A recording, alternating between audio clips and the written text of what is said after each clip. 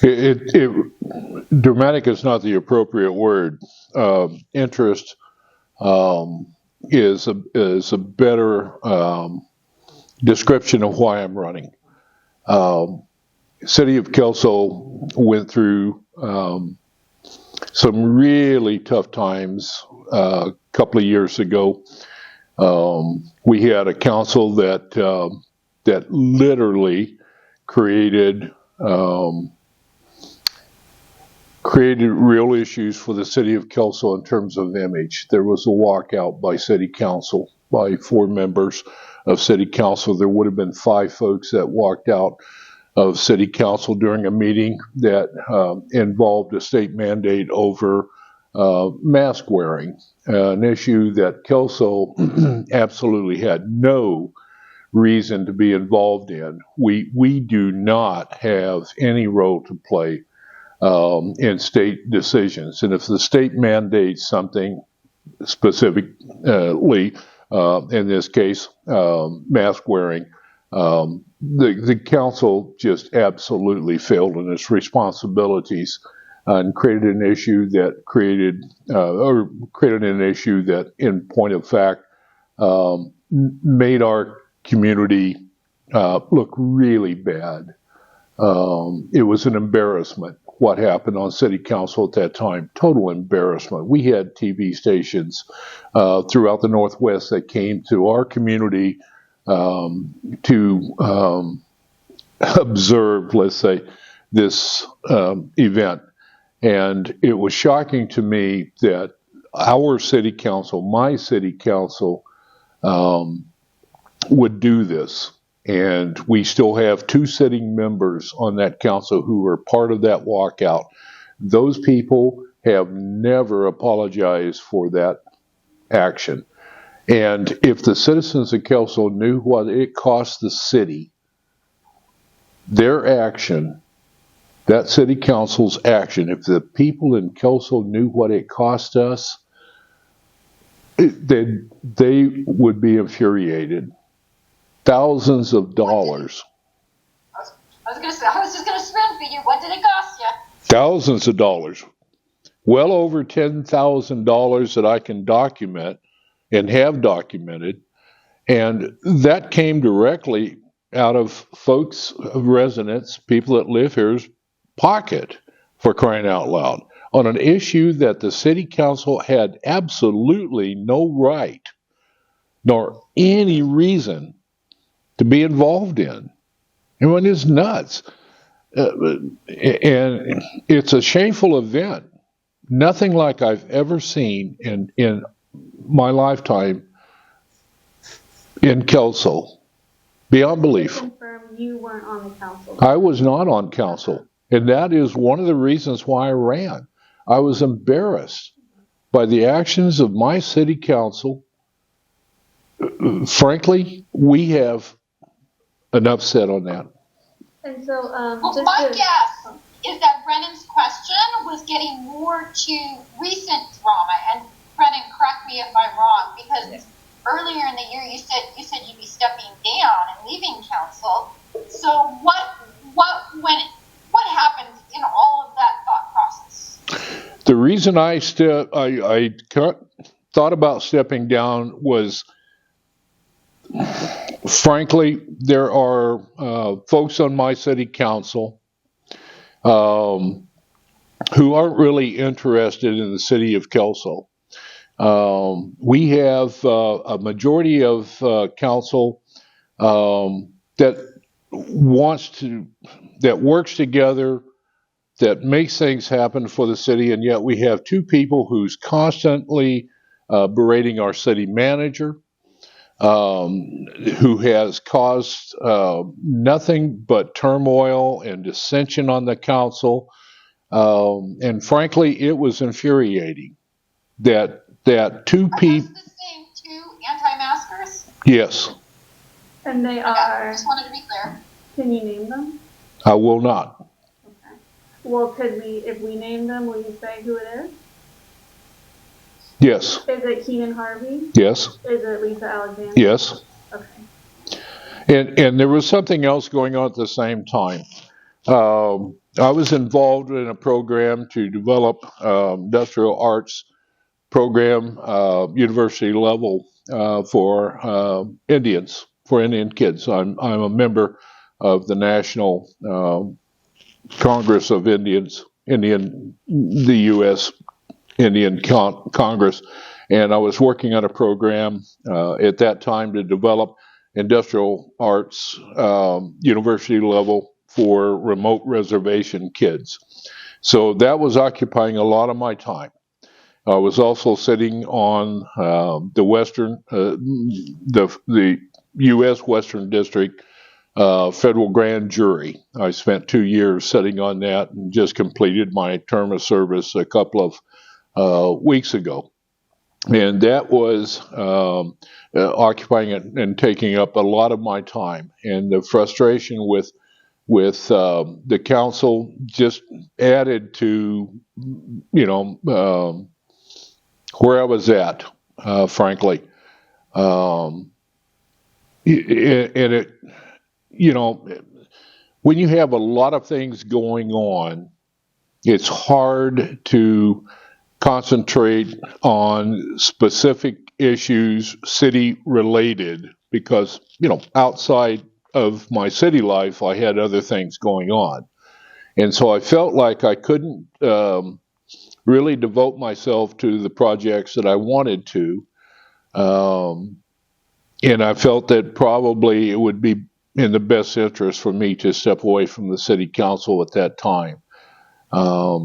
I was working on a number of local projects as well to develop our local downtown business environment in Kelso through a program that I was advocating. And also I was concerned about kids, and I was developing a program and trying to put a program in place having to do with outside of school. Arts for Kids was the name of the program. I was trying to develop that program because kids, having gone through COVID, all of the things that our young folks are involved in, it's really been traumatic for them. And so my feeling was that program, Arts for Kids, as well as the economic development, the program that I was trying to develop through tribal agencies, those things were more important, perhaps,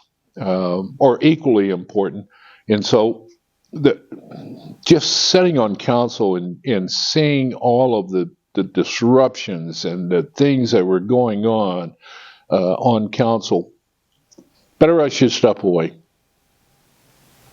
So my connection kind of got a little loopy there for a second. So to summarize, like, these people on the council first inspired you to run, but then dealing with them kind of brought you down and you had other things going. Do you have less going now?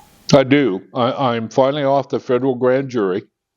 The program, Industrial Arts Program for Indian Youth, because of the recent Supreme Court decision that prohibits colleges from promoting exclusively ethnic sorts of programs, that has died. We're trying to find a way to reestablish that. We don't know how that's going to be happening. So now I can focus on the things that I really am involved in. The first being things for our kids. I still believe that there is a program that we can develop that is going to assist our schools in bringing. Look, kids have gone through a terrible situation the last few years. Let's face it. We need programs, frankly, that are going to be beneficial to kids. And that's what I'm going to endeavor to create. The Arts for Kids program is a program that I sincerely believe in because it is going to be a safe haven for kids, give them an opportunity for self-expression, to be able to talk with their, where they are in terms of the world right now with their peers, And it's a program I think that really needs to be put in place. We have got to do something. And if you look at the national statistics on where kids are in terms of suicide rates, in terms of the sorts of emotional difficulties they've experienced, outlets are critical to helping resolve those issues. And schools can't do it by themselves, frankly. So outside That was my question, because, and no disrespect, but why not run for school board instead? You're very passionate about kids. I have thought about that, and I contemplated that, but you know what? I can, as a city councilman, address that issue not just specific to my school district, but to all the school districts in the county. I realize that to be really honest with you, a school district is not going to have an impact. All the school districts together are important. And this program can cover after-school activities outside of a single school district, if that makes sense.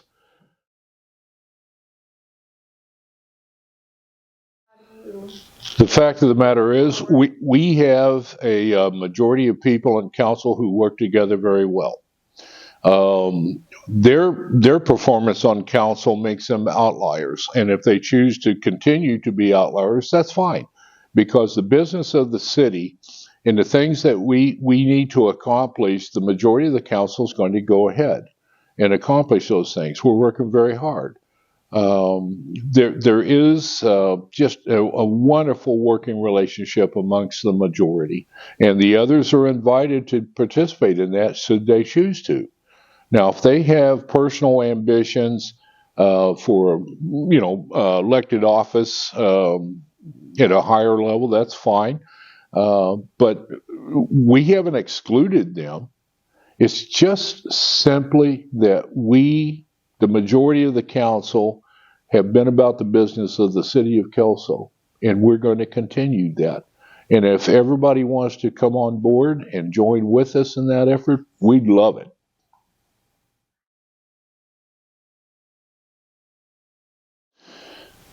Brendan, if I knew the answer to that, I would be happy to respond. I don't know the answer other than we talk to each other. We really have not had an organized effort to combine all of the elected into a uniform sort of program, okay, having to do with any of the social issues that you folks report on a constant basis, okay? One of the reasons is there is just so much anger out there, just unbelievable, and there is no consensus as to working together. We try. There are some of us. I have a personal relationship with Mayor Wallace, and with a number of people on the council. I have personal relationships with with the BOCC, Board of County Commissioners, and I ask them constantly, how can we identify an issue that we can work together? And we can't come up with an answer, quite frankly. And this thing is out of control, the anger and the divisiveness. It's out of control. And I'm not sure how we address that problem, because we can't talk quietly. It's that simple. And some of us, most of us, Mary Alice and I, talk constantly. Mayor Karnofsky interacts with Mayor Wallace. It's unbelievable, the divisiveness and the anger that's out there. You guys go to Longview City Council meetings, you see it on a regular basis. All I can say is we're working together across city lines within the county, and hopefully we can do something that will turn the heat down so that we can address some of these issues that impact our cities similarly.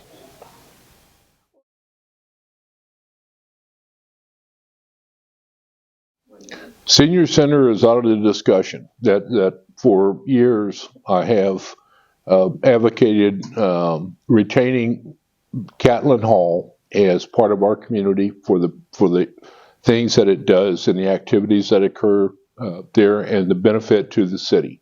So now we're assured that Catlin is going to remain. When it comes to the new facility, the new community center / low cost housing / library, that is something that we in Kelso desperately need. My objection was location, and not this usage of it or what it was fundamentally going to be. It was strictly, we're putting it there. There's limited parking there. There's going to be a disruption to West Kelso in terms of, there's going to be more folks going there, and it's going to disturb the residents. So my hope was that we could locate that facility on east of the river, as we call it. And frankly, to me, it would give greater access.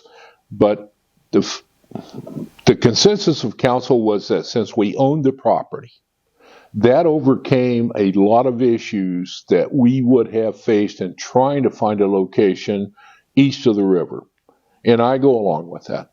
I can see the practicality of that. Doesn't make me any happier about where it's going, but you have to compromise sometimes. And this was one of those compromising situations where the greater benefit was going to be addressed in this particular facility. And it's a wonderful partnership between the city of Kelso, Southwest Housing, and also CAP. And I think that relationship is just, you couldn't ask for a better partnership under any circumstances. Now, as to the clients and the low-cost housing, let's face it, we need low-cost housing, not just in Kelso, but in the entire county. I mean, we're facing things in terms of housing folks that are just unique to this particular time period. And we have got to make allowance for unfortunate folks, and we've got to give assistance, and so this is going to help. But this is a drop in the bucket. We're talking about 44 units. We need 400 units. I don't know how we achieve that, but at least this is a start, and Kelso's part of it. And that's progress. Are you hoping to see the library in there? I do. Yeah. I think we need a permanent facility for the library. The history of our old library was that it had a lot of issues that were creating health problems for staff, had put people at risk. We had to get out of that building and go somewhere else. The location of it now is uncertain because, let's face it, we don't know what the history of that mall is going to be, okay, in terms of future history. So now we have an opportunity to establish that library in a permanent location. It's going to serve the community. It has its limitations, but nonetheless, those limitations can be overcome with wise planning for how we're going to provide for accessibility to that facility. And I think our staff has done a wonderful job in trying to identify these problems. There was a study for parking, which was a super issue, done by CAP. And so those things can be addressed, They're not going to be resolved. There's going to be some issues. We have some local entities there, including a fraternal group that's going to suffer somewhat. But the greater benefit is going to be we finally have that location for a library. We'll try to do our best to address the accessibility issues. And I think long range, long term, we're going to come out with a facility that really meets our needs. At least that's my hope.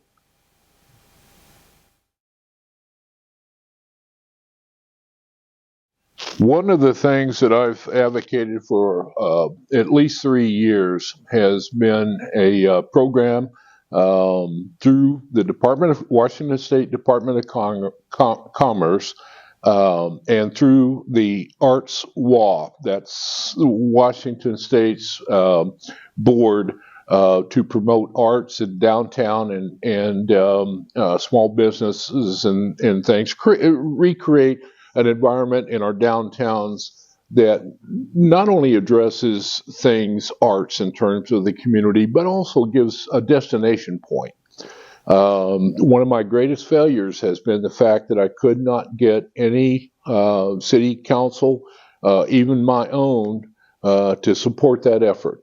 Now, that the Creative Arts District designation, if you go online and you study what it is, you'll see that that program literally involves no expenditure on the part of the city itself. This is done through state grants and through programs. And it really is a program that has or could create an environment that would be really beneficial to our downtown economic development, our small business development. Instead, there's been a proposal made, not from Kelso, but in Longview, to establish the Main Street America program.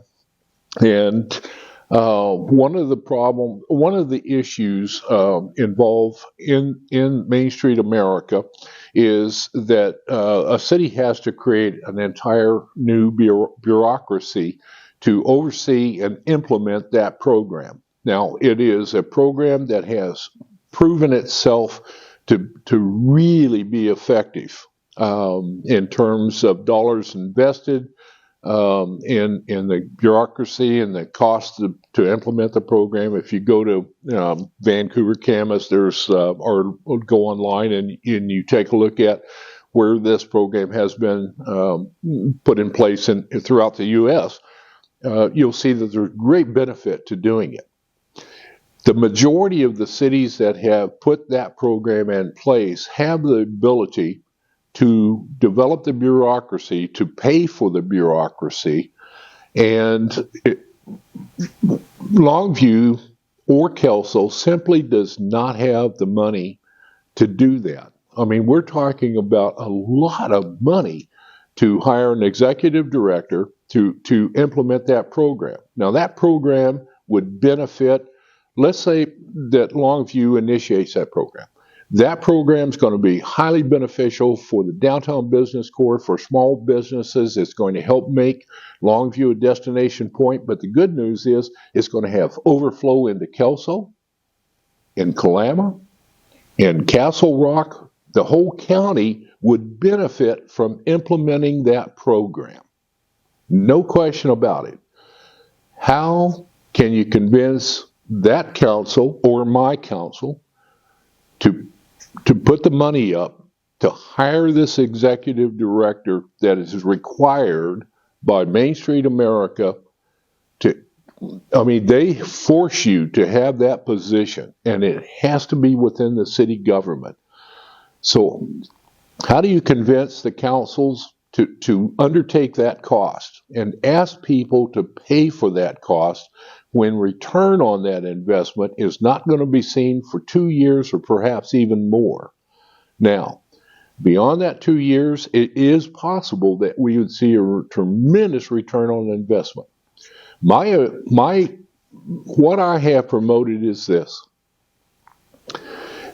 You need an executive director, but why do you have to pay a lot of money for that executive director if you have someone willing to step up and volunteer to put 40 hours a week in it, on a limited employment contract for $1 a year. And I've said I'd be willing to do it, but there may be other people in the community as well. You only need that executive director for 2 reasons: chair the meetings and sign documents. I have not found that you have to employ an executive director for $100,000 a year to do that. I've also said to do that, if you can find an individual willing to do this and commit to it, you form a board of volunteers and perhaps a couple of elected from a particular city to actually have the power. Executive director is a title, does not need any power whatsoever. The board would be the responsible people for oversight, implementation, communication, business. I mean, all of those functions would be vested in those folks, not the executive director. The key to success for the implementation of Main Street America is, in point of fact, having an executive director to sign documents. Everything else can be done by the board and should be, period.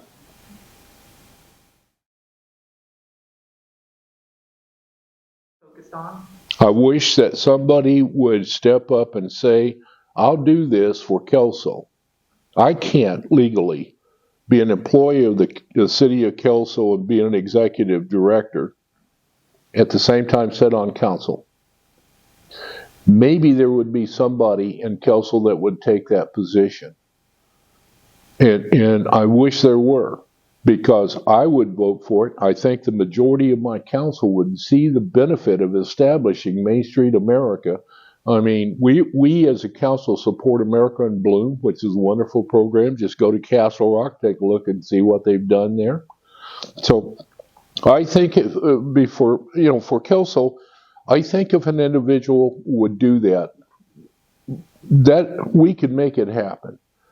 Now, we have to be realistic in Kelso, and that is, we are so limited with access to our downtown, and it is at a point where we just offer nothing downtown to draw people in. This program would, but Longview has done an incredible job of creating an environment, small businesses downtown, making it a destination point.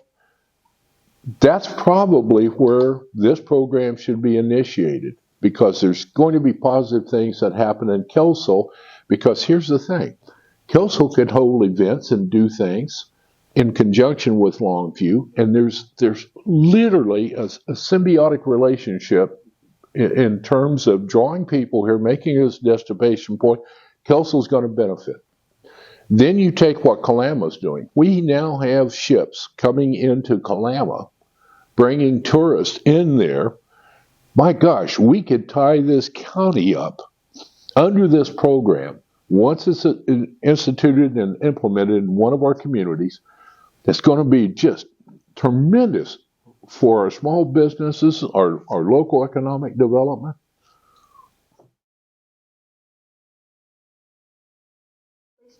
We have one now. Keelan and I talk quite often, and we may be polar opposites on some issues, but we talk. In those situations where we can come together, we do. And there's, the reality is that while there was a high level of hostility initially, that's not the case now. It's an amicable relationship where he and I talk. Now, I'm very open about the fact that, he hasn't joined with the majority as I would like to see him join, but, he has personal ambitions, and that's understandable, okay? But we work together as well as can be expected, having really different views on certain things, but those have nothing to do with the city of Kelso. Those are outside sorts of issues, frankly. But suffice it to say, the relationship has developed. We talk often. I'd like to see him not be so negative about the city manager. I think that's a personal issue between him and the city manager. It's not reflected. I mean, the city manager communicates absolutely as he needs to, and we expect him to all of council. If Mr. Harvey has a difficulty, I wish you'd leave that between he and the city manager and not make that part of the discussions and the activities of the city council. I think that's very unfair. Doing that for 6 years, so I know a lot about the water and sewer system, but I even did a storm and the road maintenance and all that stuff too. So I think the reason why I wanted to run is because I have like a better understanding and like Elias, please, a better understanding perspective of what the city needs and the costs of like the machines that they don't have, especially after working for the street department in Longview for a year, seeing how they do things with 20 people and having I'm not expecting Kelso to have 20 guys in the street department. I mean, obviously they're a smaller city, but the not having a patch trailer to do like hot permanent patches on asphalt and constantly putting that temporary stuff down. Well, now that list is just a mile long, of temporary patches that are all wavy and cruddy. And so based on what I've learned from being at Kelso, I made the decision to keep investing my time in the city I live in where my kids are going to grow up and keep helping in a different way, being a council member. But none of the council members now, nothing against any of them, but none of them have the bottom up perspective, the bottom utility worker guy's perspective up on how to fix things. It's all, their managers are from a higher up, altitude. And that's what I want to bring to the council.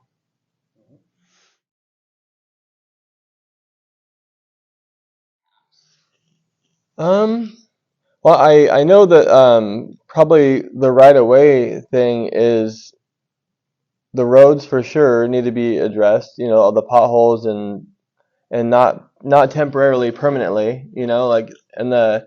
And that's kind of what's cool about that machine that I'm talking about, that hot patch. It could be on a trailer, and you just hook it up when you feel like using it and unhook it. And they're not expensive. I think they're like $30,000 or $40,000 for a nice one. And considering how much we spend on contractors for fixing small things like 12 street lights, $500,000 and stuff like that, I think it's affordable.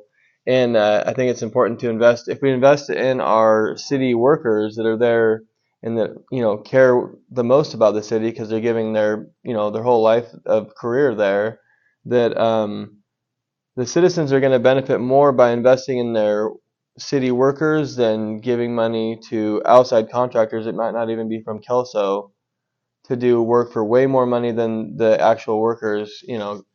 Anytime that they can physically do the work with the amount of people that they have, I would say we always stick to our guys, not always outsource, because it's way more expensive to outsource. So as far as safety goes, the roads need to be safe and our signs are out of compliance, almost all of them.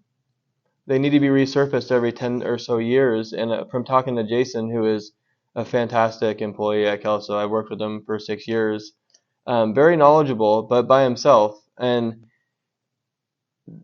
one of the reasons why I ran is I see some of these guys I'm good friends with, their family over there that need help, and he's probably the main one, I would say.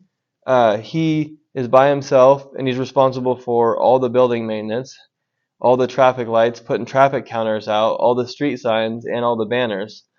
So that's a huge load of work for one person. And the reason you see ripped up banners right now is chances are he'll go to replace one and something will happen to a toilet at the train station, or something will happen to the AC at City Hall, and he is directed to go straight there and do that instead. And before I left, Steve Taylor made a lot of really cool signs that are directional for the city to help travelers safely, you know, coexist into our city and find places. And I think there's still a pile of them sitting at the department's building because he doesn't have time to put them all up, and they're really cool. If you've seen some of them in town near City Hall, of course, the plaid ones and the blue, and they're directional. And I really think we should focus on our employees in the city kind of being more tight, like not investing so much money into always wanting to outsource work. Like maybe plan ahead. If you know that a water main needs to be fixed, plan ahead and have the crew do it over time slowly, not have this massive project due to waiting too long or due to any other circumstance.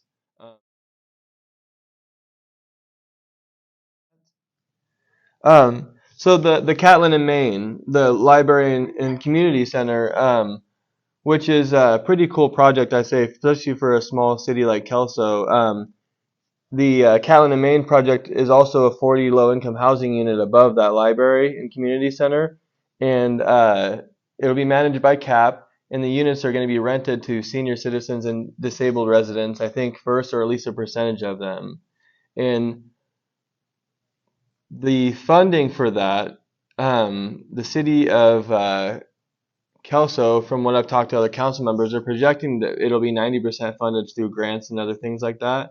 And worst case scenario, which isn't really worst, is the remainder 10% to cost for the library and stuff will be paid. That if we took out a small loan for that 10%, the not paying rent at the library anymore, at the mall, and the 40 renters above that building would more than pay for that, is what they're projecting. So it's kind of a huge deal because not only is it going to be paid for, but you're getting a library, community center, we're getting CAP more involved with our city, and 40 more small, or anytime we can add more housing in Kelso, especially for the low income or any type of way, is huge because the city's not getting any bigger. But like you said, if we get a library and we go up, then we can add more places for our citizens.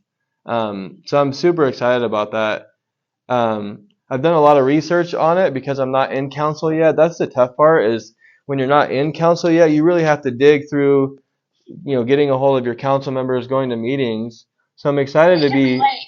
Yeah, I'm excited to be more a part of the actual. If I get into council, I can be so much more a part of it, naturally and instantly than the outside trying to in. I'm excited about that too.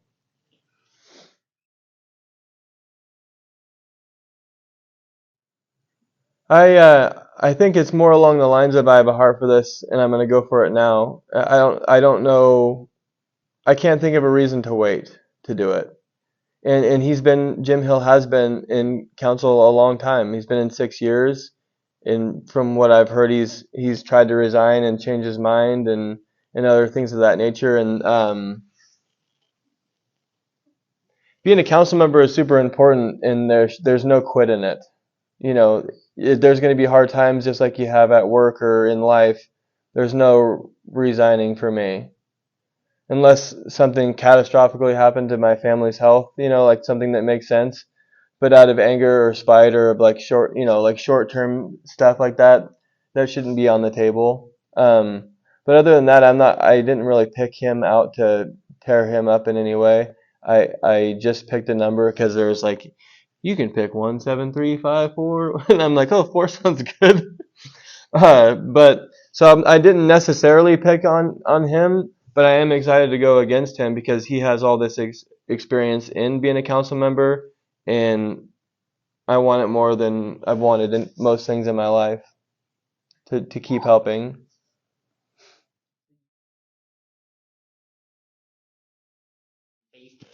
So that's one of those things I'm gonna have to figure out when I get into council. For right now, I just need to have the best intentions at heart for the city and the citizens and the employees. And the main thing is, if we lose a guy like Jason Gorns because he's overworked, it is a huge loss to the city because of his knowledge in electrical and how hard it is to get those traffic certifications that he has. We don't want to overwork guys to the point that they leave. We want to encourage them to stay there forever, stay enticing to our employees, and a happy employee is only going to do everything he can for his city. And I think that we really do have a lot of good employees right now. We just need to make sure that they're not understaffed. And I know that the street department is only 3 people, but it used to be, I think, 6. So I'd like to, when I get in, I'd like to figure out why they got rid of the 3 or 2 or 3 people. And I'd also like to ask Andy Hamilton how he thinks one person should be doing all of building maintenance and all of traffic and all of those things at once for one person. And if you know the street signs are out of compliance and you know the guy physically can't do it, and the city doesn't need any lawsuits or anything bad to happen to them. We just need to be more cautious with our infrastructure, and signs are a part of that. So we need to have a safe city that's lit up, well signed, well managed, well policed and everything. And the roads need to be safe. It's pretty common sense stuff, and I think that we do a good job. But I think I can help out in those little details like that, like knowing about how to more hands-on fix the roads rather than contract it out where it's just a crazy amount of money, and how to get maybe one more person. I got to figure out financially how to do that because I'm not well educated on all of that until I get in there and start asking the questions but I hope I can lean on some more of the council members they're in there now, and lean on them for help and give them what I'd like to see, and maybe they can help me. Maybe we can, obviously, as a team, figure out how to do those things. Are there any other departments that you think could use more employees or different initiatives? So last time I checked, I think the water sewer has about 10 spots, 10 or 11, which is pretty dang good considering the size of the city. But like the street department has 3, and that's street and drainage. So if Brian Hogue has to dig up a sinkhole, you set up a flagging control signs. You have 2 flaggers, and now he's by himself digging. Is he gonna dig, put it in the dump truck, get in the dump truck, drive, come back, park the dump truck, get back in the machine? I mean, it'd be an all-nighter. So I would like to figure out ways to get them, even if it's non-permanent, like figure out how to get. From my perspective, after working at Longview Street Department, how many things they can get done in a day by proper people and equipment, I don't think it would hurt to make that my first goal. Like go with something I know first, and then expand and learn more about how all the rest of the city works. That seems like the more comfortable route is stick with what I know and what I think I can be helpful with right away, and then be more helpful with everything as I can learn as a council person, how everything works.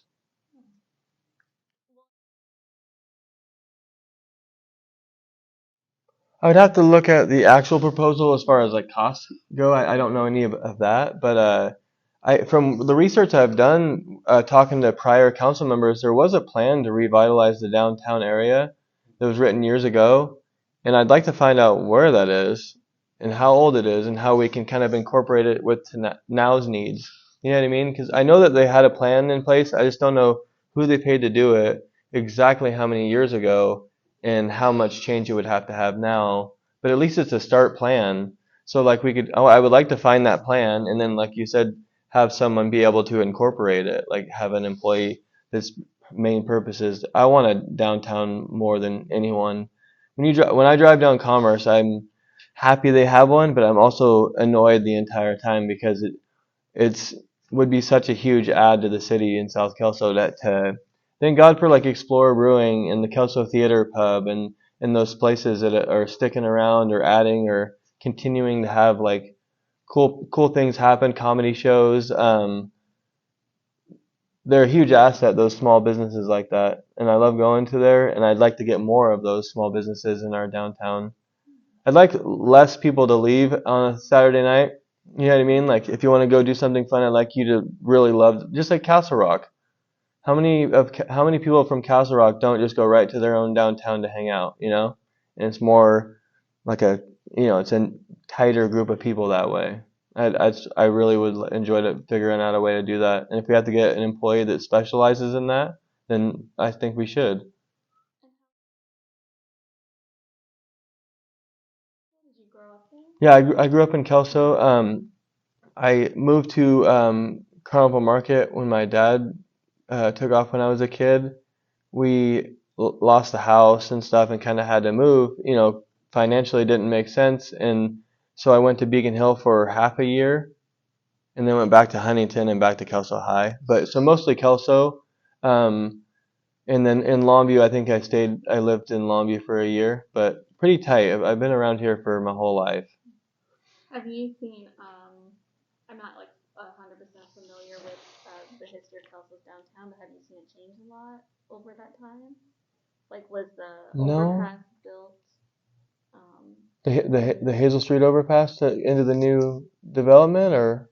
Well, I guess I mean like the bridges that go The like, West over Main downtown. realignment kind of the bridge. Oh, I don't remember. I remember the bridge, but I think that it was put in when I was way younger. I do think vaguely remember the old bridge. Like, do you think those changes have been positive? Oh yeah, no, I mean yeah, just that little neighborhood area below Allen Street right there. And I think we have a good location. I just think we need to figure out how to create like a nice plan that's not a huge cost and how to look enticing, you know, to small. We need more businesses like Explorer where they look at Kelso as an enticing little city to be around and be incorporated in. Yes. Can I get this? Of course. Hold on. Campaign manager wanted to have a word. Yeah, he's making sure I was saying the right thing. We need to figure out how to be enticing to small businesses and how to not scare them away and how to keep them around and how to show our appreciation to them by providing a cool little area for them to be, you know? It'd be really cool to have our own commerce or our own downtown Castle Rock and Kelso. It's huge. Yeah. So I actually have my own small excavation business too, and I'm putting that on pause for a while because it burns up a whole weekend away from my kids, and I'm not, and there's not a whole lot of purpose other than making money out of it. So I think that's something I can pause until my kids are older, and I'm kind of, you know, my kids are, when they start not wanting to hang out with me, I can go start back. I'm gonna keep paying to keep my name, my Bunn and Dunn excavation name, you know, because it's not as expensive to keep, you know, that going. But as far as insurance and bond, Bunn and Dunn. yeah, That's pretty good. yep, I just wanted to- yeah, Bunn and Dunn LLC. We appreciate a good pun in our business. So yeah, I'm essentially, that was one of my dreams, is to have my own little business because I love helping people so much, especially just me and a single customer hands on, like helping. But I've put it on pause so that I can spend more time with this council and my children, and I think I'll have plenty of time doing it that way. How many kids do you have? I have two. Yeah, I have a 11-year-old and a 5-year-old.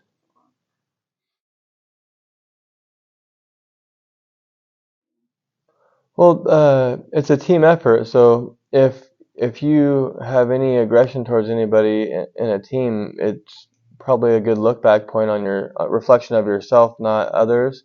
Especially if nobody's being disrespectful and they're just disagreeing with you, I think you should be able and be ready to be disagreed with a lot when you're coming in, like with all the diversity that a council should have. Especially me coming in from the bottom up standpoint, they're probably going to not agree with a lot of the things that I have to say, and I'm going to have to learn how everything works. See, when you're voting on tax dollars and how a community is and works, you got to be patient and you got to be willing to bend and you got to be willing to, what's a good word for that?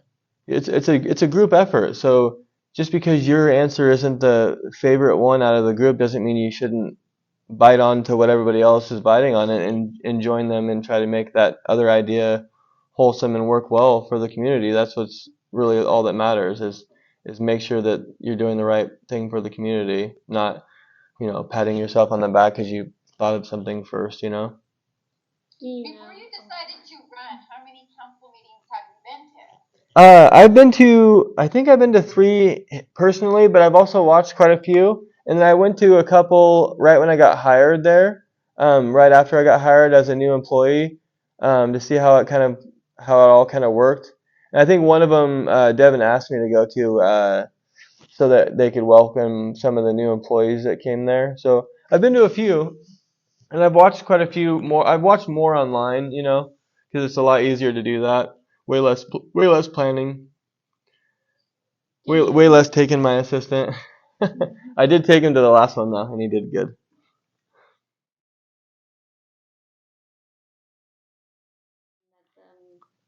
Keenan Harvey. I mean, we grew up together. I went to school with him, so I know him very well. And I've known him from working at Kelso for 6 years and seeing him at those meetings and seeing him stick up for city workers, and always have the city on his back and in his mind. And that's kind of how I want to be too. Yeah. Cool. And how about the others, like Karnowski or anything? No, I don't really know.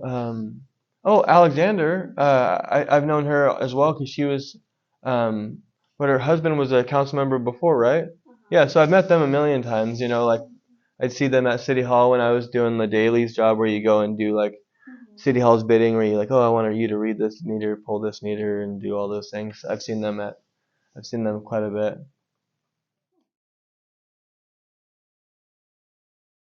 Change with that? So, I feel like I do so much better in this setting. I was so nervous at LCC for the debate. I've never done anything like that before in my life.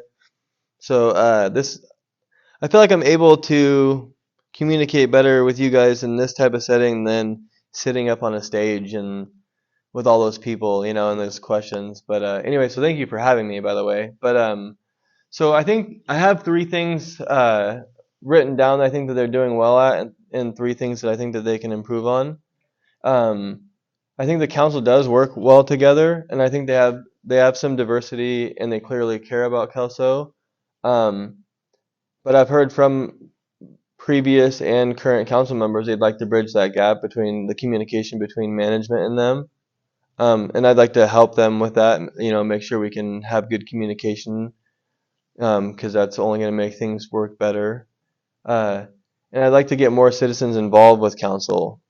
And I think Hill said at the LCC that we already do a lot to get but the way he put it kind of made it sound like we already do so much. You know what I mean? Like the question was kind of like pointing at him, like somebody was saying bad things about him not wanting, you know what I mean? So I think that if anybody thinks that if you can't get more than the same 20 people to a council meeting, that doesn't mean, well, that is what it is. That means you need to continuously try to get more people. And I think that's one of those continuous things. You just constantly try to get younger people, everybody involved in any way possible. I think that's part of your job as a council member.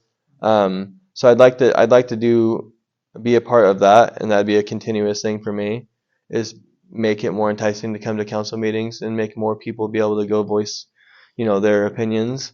And I already told you guys about that one. Sorry. I have the bottom up perspective, utility worker perspective, and I think that the city could do well with that as well.